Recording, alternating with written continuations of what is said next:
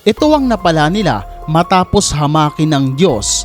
Alam mo ba na noong February 19, 2023, ginanap ang isa sa pinakamalaking karnibal sa Brazil?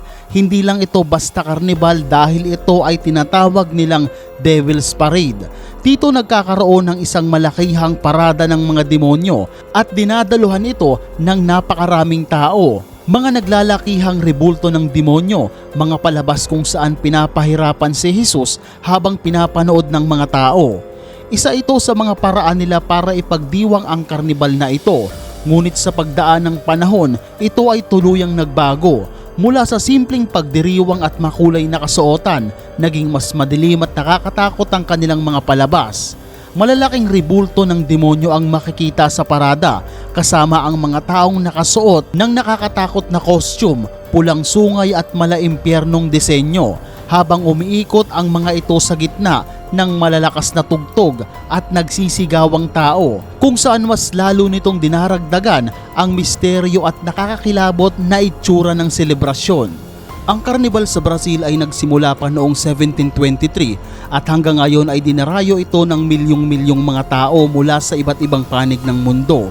Iba't ibang kultura at relihiyon ang makikita rito, dahilan upang maging isa ito sa pinakamalaking pagdiriwang sa buong mundo. Ngunit noong kasagsagan ng pandemya, nakansila ang lahat ng event at parada bilang pag-iingat sa kaligtasan ng mga tao.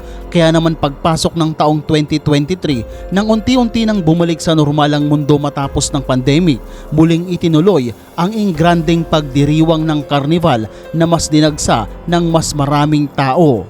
Makikita dito na parang tuwang-tuwa pa ang mga tao sa kanilang pinapanood habang inililibot sa kanila ang replika ng demonyo.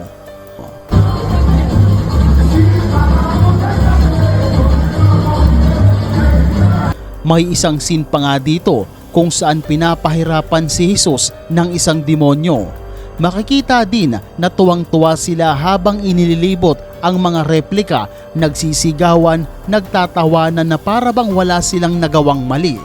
Ngunit ang masayang pagdiriwang na iyon ay mauuwi pala sa isang malaking trahedya.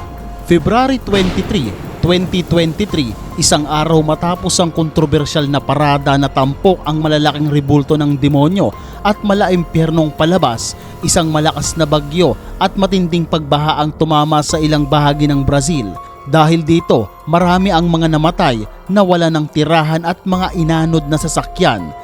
Dahil sa pangyayaring ito, marami ang nagsimulang iugnay ang trahedya sa naganap na parada ng mga demonyo. Sa social media, mabilis na kumalat ang mga video at larawan ng malaimpyernong selebrasyon, kasabay ng balita tungkol sa malakas na bagyo at pagbaha at pagkamatay ng maraming tao. Para sa iba, isa lamang itong pagkakataon at natural na kalamidad, ngunit para naman sa iba pa, tila isa itong nakakakilabot na pangyayari, isang sumpa dahil sa ginanap na pagdiriwang ng mga demonyo. Nakakatakot ng isipin dahil may mga tao palang kayang gawin ng ganitong bagay.